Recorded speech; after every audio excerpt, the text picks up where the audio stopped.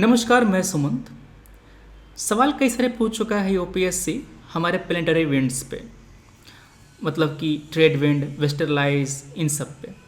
सवाल सिंपल से होते हैं, मगर बात यह है कि फंसाता है यूपीएससी आपको अपने स्टेटमेंट्स के ज़रिए, कंफ्यूज करता है आपको। तो हमें फोकस कहाँ पे करने की ज़रूरत है? फोकस करने का मतलब ये है कि हम जब कोई टॉपिक पढ़ते हैं ज्योग्राफी का, तो हमें कौन सी बातों पे ध्यान देने की ज़रूरत है, कहाँ पर यूपीएससी ट्विस्ट करके, लैंग्वेज को फंसा करके आपसे क्वेश्चन गलत करवाता है। ठीक है ना? तो चलिए, यहाँ पर हम पढ़ेंगे वेस्टरलाइज के बारे में। पहले सवाल देख लेंगे, कॉन्सेप्ट पढ़ लेंगे, फिर सवालों को सॉल्व करेंगे। चलो, तो हमारे अर्थ पे एक विंड का टाइप होता है जिसको हम कहते हैं प्लेनेटरी विंड्स। ये परमानेंट विंड्स होते हैं, अर्थ पर एक निश्चित डायरेक्शन में साल भर चला करता है। कौन कौन से हमारे प्लेनेटरी विंड्स हैं, कौन कौन से हमारे परमानेंट विंड्स हैं? एक होता है ट्रेड विंड, जो इक्वेटर के ऊपर और नीचे चलता है। थोड़ा सा और आप इक्वेटर से हटेंगे तो वहाँ पर चलते हैं वेस्टरलाइज, और पोल के साइड में चलता है पोलर ईस्टरलाइज। हम आएंगे उस टॉपिक पे लगातार। पहले हम थोड़ा सा सवाल देख लेते हैं कि सवाल पूछता किस तरह का है। कह रहा है, westerlies in the southern hemisphere are stronger and persistent than in northern hemisphere. क्या कारण है? ऐसा ही सवाल पूछा है एक और। कह रहा है कि इनमें से कौन सी बातें करेक्ट हैं? वो विंड्स जो ब्लो करती हैं 30 डिग्री नॉर्थ और 7 डिग्री साउथ के बीच में थ्रू आउट द ईयर, क्या वो वेस्टरलाई होता है? दूसरा, मॉइस्ट एयर मास जो सर्दी के दिनों में भारत में विंटर रेन्स लेकर के आती हैं नॉर्थ वेस्ट इंडिया में, क्या वो वेस्टरलाइज हैं जो विंड लेकर के आती हैं रेन? अगला सवाल पूछा 2000 में रोरिंग 40s के बारे में। पहले तो बात यह है कि roaring 40s, furious 50s, striking 60s, हम पढ़ेंगे इसके बारे में तुरंत। अभी सवाल पूछ रहा है आपके 40s के बारे में। कह रहा है कि they blow uninterrupted in northern and southern hemisphere. फंसा रहा है आपको यहाँ पे। दूसरा, अच्छा यहाँ पर आपको फंसाया था, आपको पता चला क्या? बताता हूँ मैं कैसे। They blow with great strength and consistency. Their direction is generally from northwest to east in the southern hemisphere. Overcast sky, rain and raw weather are generally with them. तो यहाँ पर 4 बातें दी हैं, आपको पहचानना है कि कौन सी बातें करेक्ट हैं। रोरिंग 40s मीन्स वेस्टरलाइज के बारे में। ये रोरिंग 40s, फ्यूरियस 50s, ये सब साउदर्न हेमिस्फेयर में चलता है, ये नॉर्दर्न हेमिस्फेयर में नहीं पाए जाते। क्यों? क्योंकि जो हमारा अर्थ है, इक्वेटर है, जो साउदर्न हेमिस्फेयर है ना, यहाँ पर वाटर ज़्यादा है, लैंड मास कम है। चूँकि लैंड मास कम है तो जो विंड ब्लो करती हैं वो अनइंटरप्टेड करती हैं। जो वेस्टरलाइज, अच्छा, विंड जिस दिशा से चलती है उसका नाम वही होता है। अगर कोई विंड चल रहा है पश्चिम से, उसे पछुआ हवाएं कहते हैं। अगर वो विंड चल रहा है वेस्ट से, उसको वेस्टरलाइज कहते हैं। ठीक है ना? तो समझ गए कि नाम कैसे पड़ता है? जिधर से चलती है वही उसका नाम होता है। ओके, तो जो वेस्टरलाइज होता है साउदर्न हेमिस्फेयर में, चूंकि वहाँ पर लैंड मास कम है, इंटरप्शन काफ़ी कम है, बिना इंटरप्शन के फ्लो करती हैं और काफ़ी स्पीड पकड़ लेती हैं, उसको हम लोग रोरिंग 40s कहते हैं।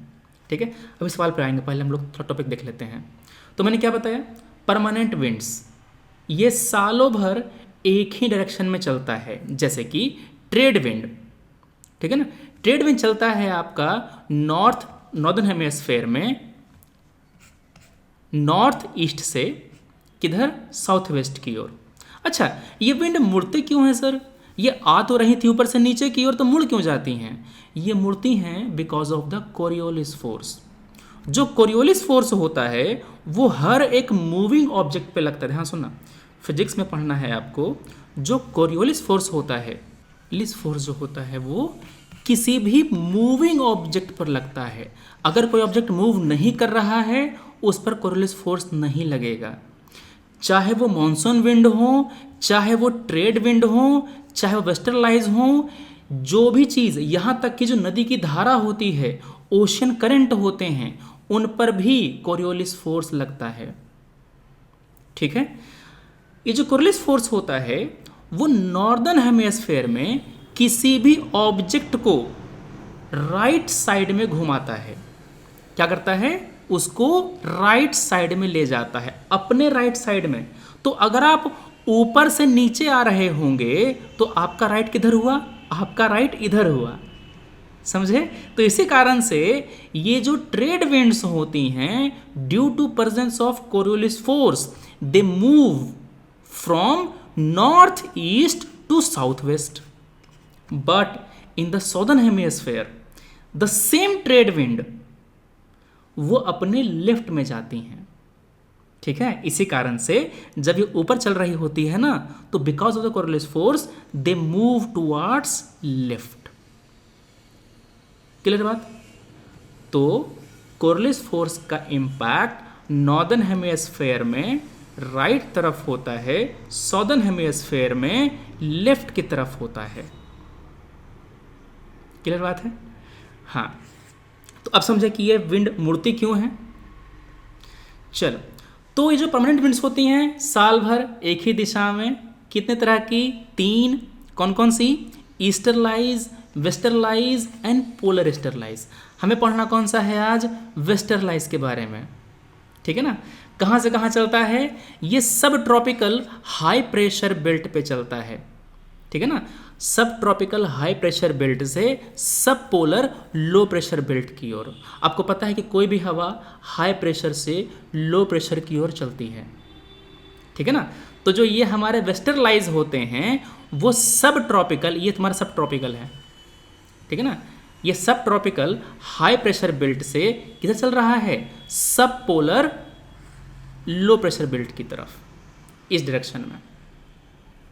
क्लियर है? दूसरी बात, नॉर्दर्न हेमिस्फेयर में ये चलता है साउथ वेस्ट से नॉर्थ ईस्ट की ओर, और साउदर्न हेमिस्फेयर में ये चलता है नॉर्थ वेस्ट से साउथ ईस्ट की ओर। ठीक है? नॉर्थ वेस्ट से साउथ ईस्ट की ओर, इस तरह से, ऐसे। क्लियर है? तो आपने समझा कि कहाँ कहाँ पर यह पाया जाता है, किस डायरेक्शन में चलता है। जनरली ये 30 डिग्री से 60 डिग्री के बीच में चलता है। ये 30 डिग्री हो गया, 30 डिग्री हो गया, ये आपका 60 डिग्री हो गया। ठीक है ना? तो इस डायरेक्शन में ये चलता है। अच्छा, एक बात और, 30 डिग्री नॉर्थ से 60 डिग्री नॉर्थ, 30 डिग्री साउथ से 60 डिग्री साउथ। ये नहीं कि 30 डिग्री नॉर्थ से 30 डिग्री साउथ, इस बीच में नहीं मिलता। इस बीच में आपके ट्रेड विंड्स होते हैं, इसमें ट्रेड विंड्स होते हैं। क्लियर है? सॉदर्न हेमिस्फेयर में ये विंड्स काफ़ी स्ट्रांग होते हैं। क्यों? क्योंकि वहाँ पर लैंड नहीं मिलता, ज़्यादा लैंड नहीं है, इंटरप्शन काफ़ी कम है। और नॉर्दर्न हेमिस्फेयर में these winds are very irregular because of uneven relief. यहाँ पर लैंड मास ज़्यादा है, कॉन्टिनेंट ज़्यादा है, यहाँ पे माउंटेन्स, फोल्ड माउंटेन्स ज़्यादा हैं, तो वो रोक देते हैं इस चीज़ को। ओके, ये सबसे ज़्यादा मिलता है कहाँ पर? Well developed between 40 degree, generally 30 से 60 होता है, मगर ज़्यादा प्रिसाइज कहें तो 40 से 65। आपको मानना कौन सा है? 30 से 60 वाला भाग। ठीक है? मगर कहीं पे अगर 40 to 65 भी दिया रहे तो आपको गलत नहीं करना है। क्लियर है?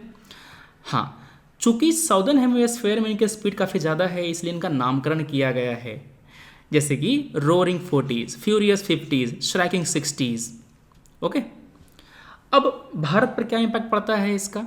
सर्दी के दिनों में मेडिटेरेनियन सी से, कैस्पियन सी से भी मॉइस्चर उठा करके इंडियन सब कॉन्टिनेंट की तरफ लाता है, नॉर्थ वेस्ट इंडिया में सर्दी के दिनों में बारिश करवाता है। इससे राबी की फसल को काफ़ी फायदा मिलता है। Okay, these are non monsoonal rainfall. कौन लेकर के आता है? वेस्टरलाइज। चलो सवाल देखते हैं। अब कह रहा है कि जो साउदर्न हेमिस्फेयर का जो वेस्टरलाइज है वो स्ट्रॉन्ग था, परसिस्टेंट था नॉर्दर्न हेमिस्फेयर के मुकाबले। क्यों? क्योंकि साउदर्न हेमिस्फेयर में ज़मीन कम है नॉर्थ के मुकाबले। करेक्ट है। Coriolis force is high in south. देखो, कोरियोलिस फोर्स का जो मैग्नीट्यूड होता है वो साउथ नॉर्थ में सेम ही है। उसका स्ट्रेंथ इक्वेटर से दूर जाने पे घटता बढ़ता है। ठीक है ना? जैसे कि इक्वेटर पे कोरियोलिस फोर्स नियर जीरो होता है। जैसे जैसे आप इक्वेटर से दूर जाएंगे कोरियोलिस फोर्स का मैग्नीट्यूड बढ़ता जाएगा, डिफ्लेक्शन बढ़ता जाएगा।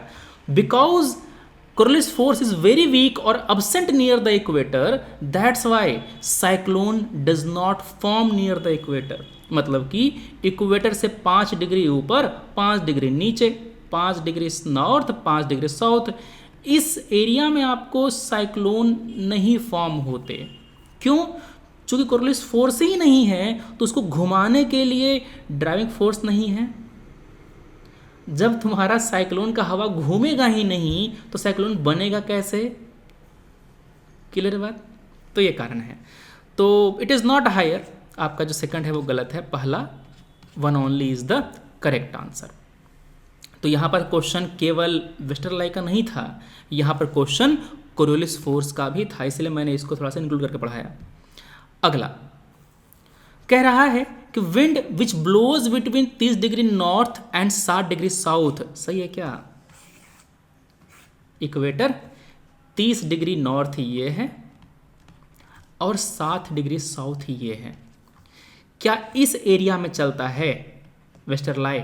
नहीं, 30 डिग्री नॉर्थ से 60 डिग्री साउथ यहाँ चलता है और 30 डिग्री साउथ से 60 डिग्री साउथ यहाँ चलता है।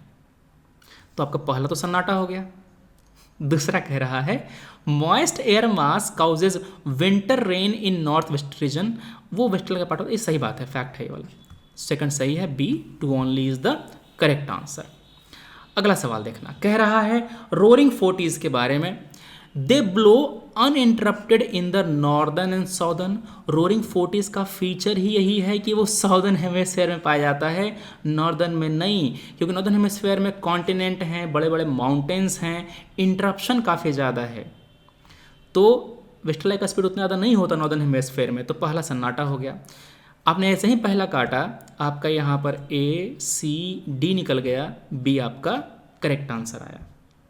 ठीक है, तो जब सवाल हम लोग देखते हैं ना, तो केवल टॉपिक कवर नहीं करते, टॉपिक के साथ साथ वो जो क्वेश्चन फ्रेम किया गया है, क्या चेक करना चाहता है एग्जामिनर, कहाँ पर फंसाना चाहता है एग्जामिनर, ये सब बातें हम लोग डिस्कस करते हैं। साथ में आगे कैसे क्वेश्चंस पूछे जा सकते हैं, है ना, उसमें भी तो चीज़ ज़रूरी है ना। जैसे कि बहुत सालों से, मतलब काफ़ी टाइम से कुछ टॉपिक क्वेश्चन नहीं पूछे गए हैं, तो उम्मीद है कि 2025 का जो प्रीलिम्स है उस पर क्वेश्चंस आएँ, तो उसको भी हम लोग कवर करेंगे अच्छे से। ठीक है, तो चलिए फिर मिलते हैं वीडियो में। Thanks for watching, take care, जय हिंद।